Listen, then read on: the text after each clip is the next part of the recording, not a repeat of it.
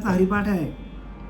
आणि ज्ञानोबाराय हरिपाठातून आपल्याला सांगतात की हरीशी एकरूप होण्याचा अभ्यास म्हणजे हरिपाठ. हरीचं भजन करण्याचा अभ्यास म्हणजे हरिपाठ. पाठ म्हणजे अभ्यास. आणि हरी म्हणजे भगवंत. आणि त्या भगवंताचा चिंतन कसं करायचं, त्याचं नामस्मरण कसं करायचं.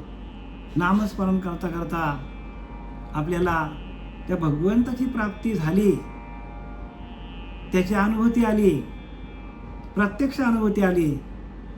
आणि त्या अनुभूती आपली बरोबर आहे का, आणि त्या अनुभूतीला आपण त्या अनुभूतीशी एकरूप झालोय का, आणि हे अवलोकन करण्यासाठी आपल्याला ज्ञानोबारायांचा हरिपाठ उपयोगी पडतो आपल्याला. या हरिपाठामध्ये 28 अभंग आहेत. आणि त्या 28 अभंग, त्या 28 अभंगामध्ये ज्ञानोबारांनी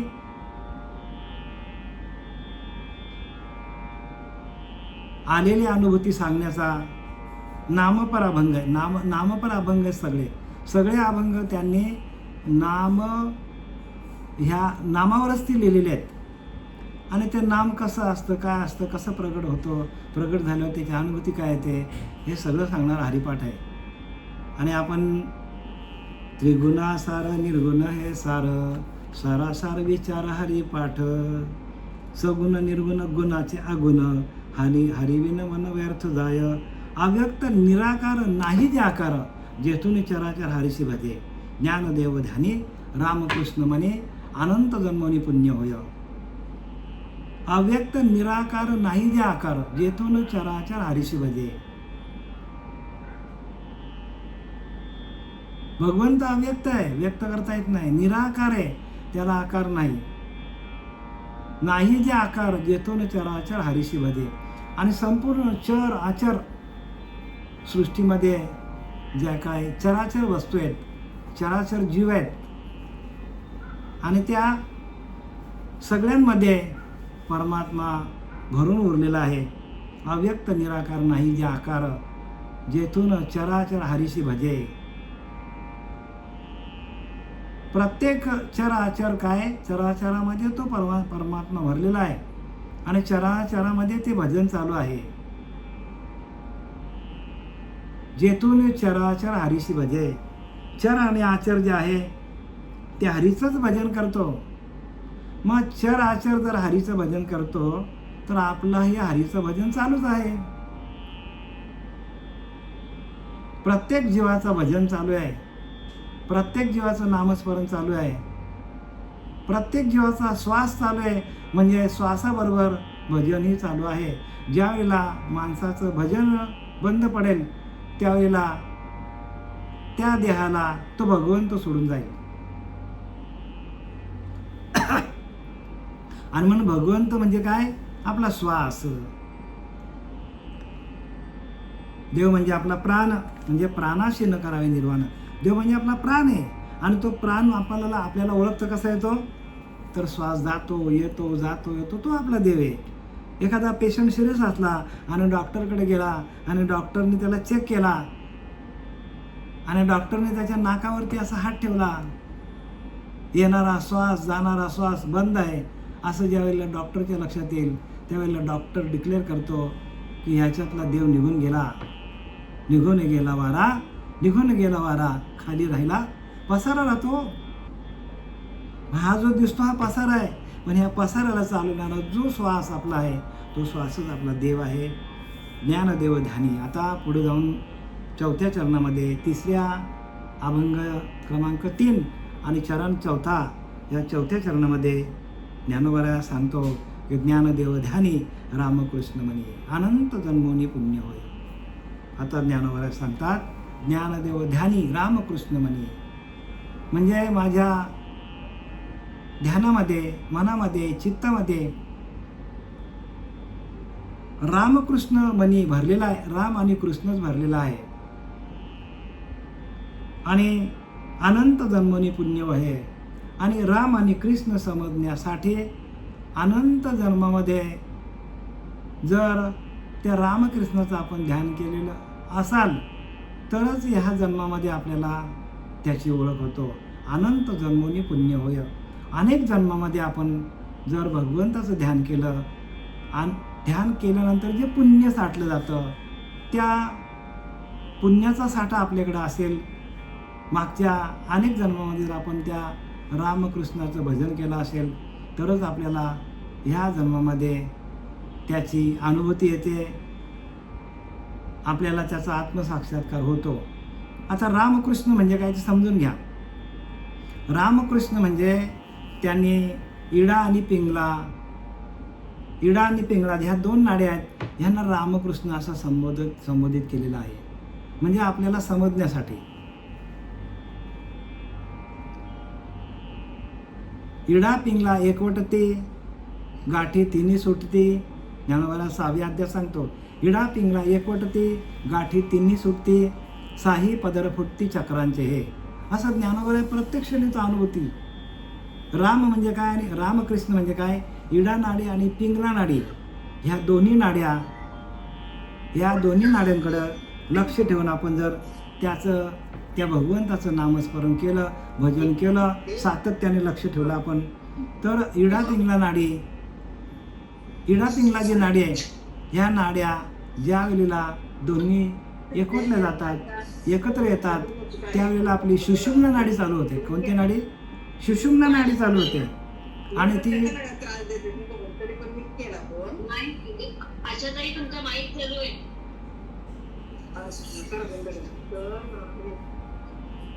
इडा आणि पिंगला नाडी जी आपली आहे, इडा पिंगला नाडी काय आहे? राम आणि कृष्ण असं संबोधन केलेलं आहे ज्ञानोबाने. म्हणून इथं काय लिहिलं आहे? ज्ञानदेव ध्यानी रामकृष्ण मनी. म्हणजे अखंड त्या मनाकडे त्या भगवंताचं नामस्मरण चालू आहे. ज्ञानोबा सांगतात की माझी इडा आणि पिंगला म्हणजे राम आणि कृष्ण ह्या नाड्या माझ्या अखंड चालू आहेत. ज्या वेळेला श्रीगुरूंनी माझ्या डोक्यावर हात ठेवल्या माझ्या इडा आणि पिंगला ज्या नाड्या त्यांची अनुभूती आली. आणि म्हणूनच जोपर्यंत आपल्या डोक्यावर हात ठेवणारा गुरु मिळत नाही, आपल्याला त्या नामाची ओळख आपल्याला करून देत नाही. आपला अखंड जो श्वास चालू आहे, त्या श्वासावरती जोपर्यंत भजन लावून दिलं जात नाही, तोपर्यंत खऱ्या परमार्थाला सुरुवात होणार नाही. बाकी मंत्र तंत्र उपदेशी ते ऐसे गुरु आहेत घरोघरी आहे ते. कृष्ण परमात्मा सांगतो उद्धवाला, मंत्र तंत्र उपदेशिती ऐसे गुरु आहेत घरोघरी आहे ते. जो शिष्यास सद्वस्तू मिळविते त्यासी श्रीकृष्ण सद्गुरू मानी. बघा, ज्या शिष्याला सद्गुरू, गुरु शिष्य सद्गुरू, ज्या शिष्याला सद्गुरू आपल्या जीवाचा न शिवाचा ऐक्य करून देतात त्यालाच आपण गुरु म्हणायचं.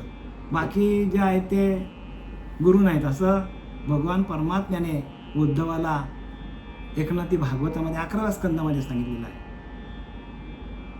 जो शिष्यास सद्वस्तू मिळविते त्यासी श्रीकृष्ण सद्गुरू मानी. त्यालाच जीवशिवाचं ऐक्य करून देतो. समर्थ रामदासांनी स्पष्ट केले, जीवशिवाय ऐक्य करे तो सद्गुरू सांगितलाय.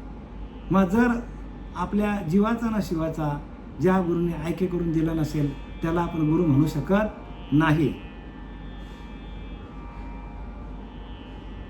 त्याला आपण सद्गुरू म्हणू शकत नाही. असं श्रीकृष्णाने स्पष्टपणे एकनाथी भागवतामध्ये आपलं मत मांडलेलं आहे. ज्ञानदेव ध्यानी रामकृष्ण मनी. ज्ञानोबा सांगतात की ज्या वेळेला मी ध्यान केलं भगवंताचं, त्यावेळेला इडा आणि पिंगला नाड्यांमधून जो श्वास जातो येतो त्याच्याकडे सातत्याने मी लक्ष ठेवून राहिलो.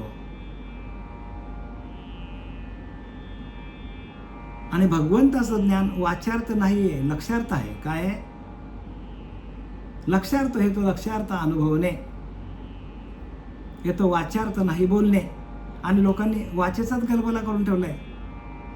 जो तो वाचनेच सांगतो, देव असा आहे, देव तसा आहे, देव अमुक आहे, देव अमुक ठिकाणी आहे. सगळ्यांनी काय केलेलं आहे? देवांचा बाजार भरला, शास्त्राचा गरबला झाला. कोण आवरेल कोणाला? लोक कामनेच्या व्रताला झोंबून पडते. समर्थ रामदासांचं वाक्य आहे. कामना केली आणि ती पूर्ण झाली की लगेच मला देव प्राप्त झाला असं लोकांना वाटतं. कारण इच्छा आहे ती. इच्छा पुरवणं हे भगवंताचं काम आहे. पण इच्छा तुमची पूर्ण केली भगवंताने म्हणून का तुम्हाला देव प्राप्त झालं की काय? देवप्राप्तीचे विचार वेगळेच आहेत हो. तुमची अष्टसात्विक भावना आहे, तुमच्याकडे विवेक जागृत नाही, तुमच्याकडे नाम नाही, तुम्ही ध्यान करत नाही, प्रज्ञा जागृत नाही, कुंडलीने जागृत नाही, इडापिंगला काय माहीत नाही, इडापिंगला सुषुम्नेची ओळख नाही, मूलाधार काय, स्वादिष्ठान काय, मूलाधार, स्वादिष्ठान, मणिपूर, अनाथ, विशुद्धी, आज्ञाचक्र आणि ब्रह्मरंध्र चक्र याचीही लोकांना माहीत नाही. आणि मला देव प्राप्त झाला. होईल का मला सांगा तुम्ही? यम, नियम, आसन, प्राणायाम, प्रत्याहार, ध्यान, धारणा, समाधी कुठेच पत्ता नाही आणि देव प्राप्त झाला. अशी देवाची प्राप्ती असती मग काय? सगळ्यांनी पूजा करून देवाला प्राप्त केला असता. अशी देवाची प्राप्ती कधीही होत नाही. देवाची प्राप्ती कशातून होतो? तर ध्यानातून होतो. म्हणून ज्ञानोबा सांगतात की आसनाची या गाडी का आम्ही जो मार्ग सांगितला निका त्याने होईल तरी होय का निरोधूये या एरवी तरी येणे योगे इंद्रिया विंदान लागे तै चित्त भेटो रिगे आपण पिया. आपलं चित्त आपल्याला भेटतो.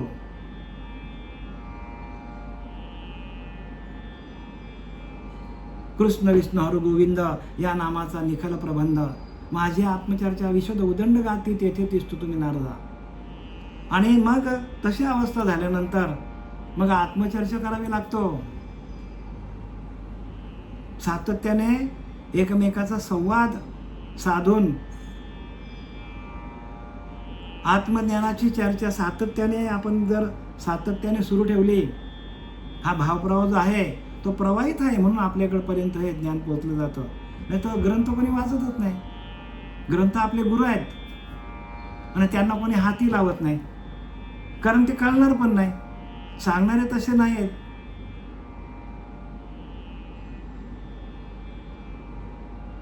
आणि म्हणून हरिपाठ हा गाण्याचा विषय नाहीये. हरिपाठ हा अभ्यासाचा विषय आहे. आणि त्या अभ्यासातून आलेले अनुभव ज्ञानोबारांनी प्रत्यक्ष मांडलेले आहेत.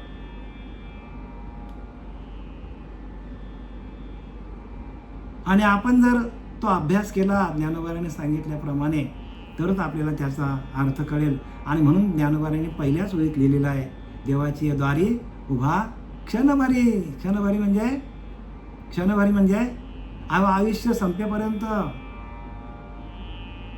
जो श्वास जातो येतो देवाचा द्वार तो आहे. आणि त्या द्वारामध्ये देव बघा जातो येतो रोजचं चालू आहे. देवाचं येणं जाणं श्वासाचं येणं जाणं अखंड चालू आहे. जर ते बंद पडलं तर, जर देवाने ठरवला आतमध्ये जायचं ना बाहेर यायचंच नाही, किंवा बाहेर आलं ना आतमध्ये जायचंच नाही असं जर ठरवलं त्या देवाने, तर काय होईल आपली परिस्थिती? मग त्याचं अखंड चालू आहे ना, अखंड येणं जाणं चालू आहे. आणि त्याला म्हणतात अखंड भजन. जोपर्यंत आपला श्वास आहे तोपर्यंत आपलं अखंड भजन चालू आहे. तुम्ही करा नका करू, भगवंत तुमची सेवा करतो. अखंड तोच आपली सेवा करून घेतो. पांडव लाखा जोहरी जळता विवरद्वारे काढले. पाहे पांडव वनवासी परी अखंड देवाशी चिंतित. म्हणजे कुठल्या देवाचं चिंतन केलं त्याने? जो श्वास जातो येतो त्याचंच आपल्याला, त्याच्याकडे लक्ष ठेवून आपल्याला प्रत्येक गोष्ट आपल्याला त्या श्वासाकडे लक्ष ठेवून केली तर भगवंताची प्राप्ती आहे. म्हणून देव जवळी नव्हे अंतरी परी भेट नाही आयुष्यभरी. शेवटच्या मरेपर्यंत माणसाला देवाची भेट होत नाही. का? देव आपल्या जवळच आहे, पण त्याची ओळख करून देणारा श्री गुरु जीवनात येत नाही. तोपर्यंत आपल्याला त्याची ओळख कशी होणार? प्रत्यक्ष अनुभव पाहिजे. आणि तो अनुभव ज्ञानोबारांनी मांडलेला आहे. आणि त्या अनुभवातून प्रत्येकाला त्याची अनुभूती येते. भगवंत आपल्या आतच आहे अशी अनुभूती येते. आणि ती अनुभूती एकदा आली की माणसाला असं वाटतं कधी जाऊन आपण ध्यानाला बसतो, एकांतामध्ये कधी जातो असं वाटतं. एकांताचे सुख देई मज देवा, आघात या जीवा चुकून या. जीवाला आघात होतात आणि त्या आघातापासून वाचायचं असेल तर एकांतामध्ये जावं लागेल. जो एकांत साती तत्पर अधिकारी पाठांतर शोधी अर्थांतर ग्रंथ गर्भीचे. ग्रंथामध्ये गर्भित अर्थ आहेत, ते कधी कळेल आपल्याला? जर तुका म्हणे अंगी व्हावे ते आपण. तुकाराम महाराज सांगतो की आपल्याला तसं व्हावं लागेल. शोधी अर्थांतर ग्रंथ गर्भीचे. ग्रंथामध्ये गर्भित अर्थ आहेत आणि आपण अंतर्मुख झालो तरच आपल्याला ते गर्भित अर्थ कळतील. आपण अंतर्मुख झालोच नाही, सगळे आपण तिथेच कुठे देवांची पूजा करत बसलो, आपल्याला ज्ञान होईल का त्याचा? होणार नाही. आणि म्हणून आपल्याला काय करावं लागेल? हरिपाठामध्ये ज्ञानोबारांनी संपूर्ण नामसूत्र ग्रंथ असेल एकमेव तर तो म्हणजे हरिपाठ. आणि नुसतं बोलू नका हरिपाठ. प्रत्येक अभंगातील प्रत्येक चरणाचा अभ्यास करा. त्यासाठी आपले सद्गुरू पांडुरंग दिवेकर बाबा यांनी आम्हाला 5-7 वर्षापूर्वी जो हा प्रवाहित राहणारा भाव, जो आत्मतत्वाकडे जातो भाव, आत्मतत्वाला सोडून बाहेर कुठंच जात नाही बरं का हा प्रभाव. आणि लोक बरेच बाहेरच्या गोष्टी सांगतात.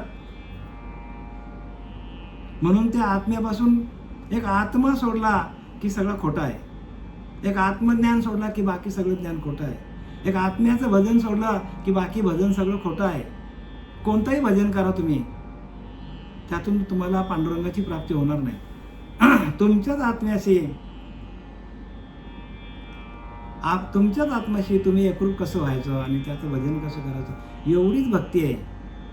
याच्या व्यतिरिक्त जे जे काय असेल, जे जे करशे आणि काही नामा परते तत्व नाही, हाकारुनी सांगे तुका नाम घेता राहू नका. काही कशाला सांगितलंय? तुम्हाला मला वॉर्निंग दिलेली आहे. नामा परते तत्व नाही रे अन्यथा, वाया अनेक पंथा जाशील जणी. ज्या पंथामध्ये नाम नसेल तिथे आपण गेलो तर आपलं नुकसान होणार आहे, असं ज्ञानोबारांनी स्पष्टपणे लिहिलं आहे. म्हणून ज्ञानदेव ध्यानी रामकृष्ण म्हणे. ज्ञानोबारा सांगतात माझ्या अखंड ध्यानामध्ये जो श्वास जातो येतो, रामकृष्ण म्हणजे काय? इडा आणि पिंगला ह्या नाड्यांवर माझं सातत्याने लक्ष ठेवून मी त्या भगवंताचं भजन करत आहे. आणि त्याच्याने काय होतं? इडा आणि पिंगला एकवटते, गाठी तिन्ही सुटते. साही पदर फुटती चक्रांचे हे. जर साधकाने सातत्याने इडा पिंगला एकवटण्याचं काम केला, म्हणजे इडा पिंगला दोन्ही एकरूप झाल्या आणि जर तुमची सुषुम्ना नाडी चालू झाली, गाठी तिन्ही सुटते आणि साही पदर फुटती चक्रांचे हे. इडा पिंगला आणि सुषुम्ना ह्या तिन्ही नाड्यांच्या गाठी सुटून सर्व चक्र चालू होतील तुमचे. साही पदर फुटती चक्रांचे साही चक्र चालू होतील. मूलाधार, स्वादिष्ठान, मणिपूर, अनाथ, विशुद्धी, आज्ञा चक्र हे साही चक्र काय होतील? प्रकाशित होतील. आणि साही चक्र प्रकाशित झाल्यानंतर 7वं चक्र जो ब्रह्मरंध्र, त्या ब्रह्मरंध्रात जाऊन तुम्ही स्थिर व्हाल असं ज्ञानोबारा सांगतात. इडा पिंगला एकवटते, गाठी तिन्ही सुटते आणि साही पदर फुटती चक्रांचे हे. साही पदर काय होतात?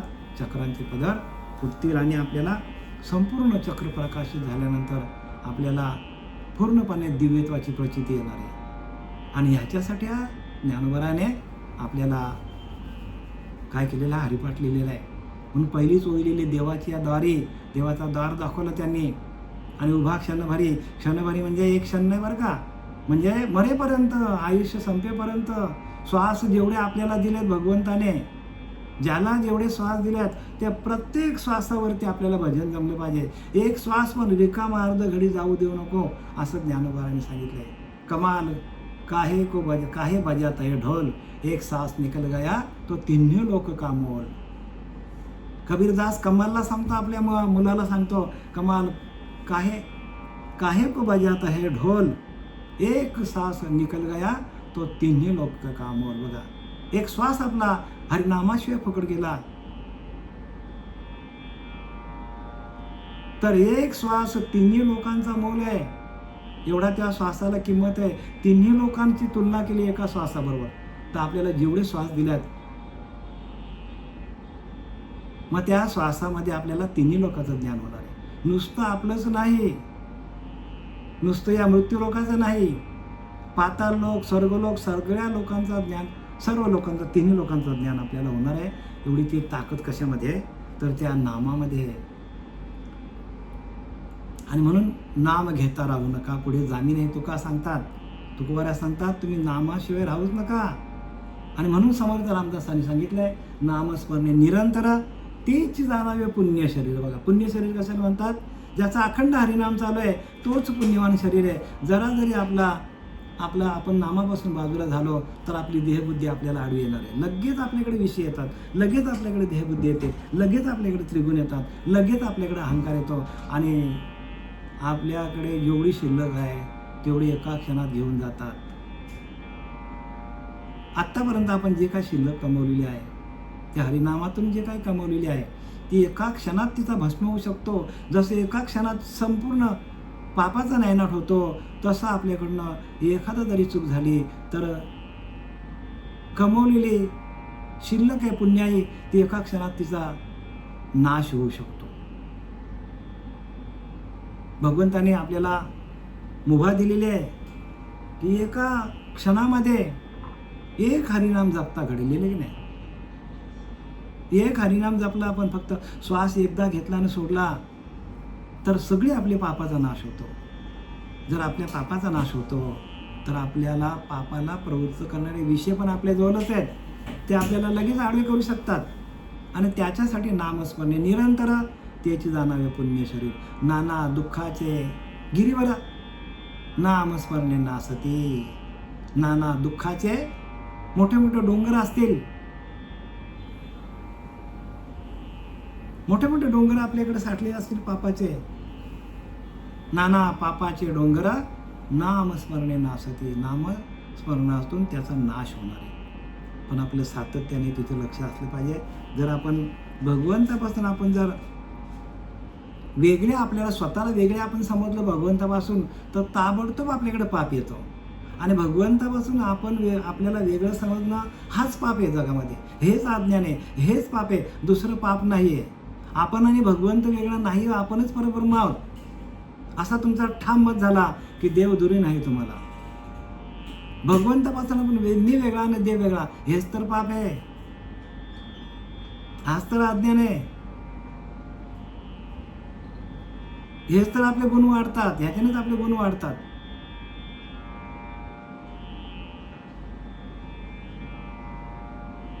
आपल्या पुण्याचा ऱ्हास तिथंच होतो की आपल्याला देवापासून आपण वेगळा समजतो आणि इथेच आपल्या पुण्याचा ऱ्हास होतो. आपणच परब्रह्म आहोत असा ज्यावेळेला तुमचा भाव होईल, म्हणून बोध तुम्हाला व्हायला पाहिजे. बोधाच्या माध्यमातून आपल्याला भगवंताशी एकरूप होतो. आणि बोध आपल्याकडे नसेल म्हणून बोध देणारा गुरु मिळाला पाहिजे. बोध करी तुझी स्वय परब्रह्म देहाच्या निरसने. बोध करी तुझी स्वय परब्रह्म. देहाचा निराश करून पाहे, देहाचा पूर्णपणे विसर पडला पाहिजे. ब्रह्म अनुभवने हंसानंद म्हणे, ब्रह्माचा अनुभव येतो असा हंसानंद स्वामी सांगतात. ज्ञानदेव ध्यानी रामकृष्ण म्हणे अनंत जन्मोनी पुण्य होय. आणि अशी जर आपल्या अंतकरणाची अवस्था झाली तर अनंत जन्मोनी, जन्मोजन्मी आम्ही बहुपुण्य केले तर या विठ्ठले कृपा केले अशी ती अवस्था आहे. म्हणजे अनेक जन्माची शिल्लक आहे. तेव्हा आपल्याला भगवंताची भेट होतो, अशी भेट होत नाही बरं का. भगवंताची भेट कधी होतो, जन्मोजन्मी आम्ही बहुपुण्य केले, अनंत जन्माचं पुण्य जोडे तरीच परमार्थ घडे आणि मुख्य परमात्मा आतुडे अनुभवायला येतो आपल्याला. असं समर्थही सांगतात. अनंत जन्माचं पुण्य जोडे तरीच परमार्थ घडे, मुख्य परमात्मा आतुडे अनुभवाशी आपल्याला प्रत्यक्ष अनुभूतीला परमात्मा येतो. आणि तसं आम्हाला आपले सच्चिदानंद सद्गुरू श्रीपाद बाबा, सच्चिदानंद सद्गुरू रामदास बाबा, सच्चिदानंद सद्गुरू नारायण बाबा, सच्चिदानंद सद्गुरू रोहिदास बाबा, सच्चिदानंद सद्गुरू नाना बाबा, सच्चिदानंद सद्गुरू आमचे पांडुरंग दिवेकर बाबा यांनी आम्हाला अनुग्रहित केलं, प्रबोधाचं चिंतन केलं. त्याच्यामुळं आम्ही एवढं बोलू शकलो. झालेली सेवा मी सर्व संतांच्या जन्मी, आपण सर्व जे काय श्रोते ऐकणार आहेत त्यांच्या पायावर समर्पित करून मी माझ्या सेवेला पूर्ण विराम देत आहे. पुंडलिकावर हरी विठ्ठल, श्री ज्ञानदेव तुकाराम पंढरीनाथ भगवान की जय. माऊली.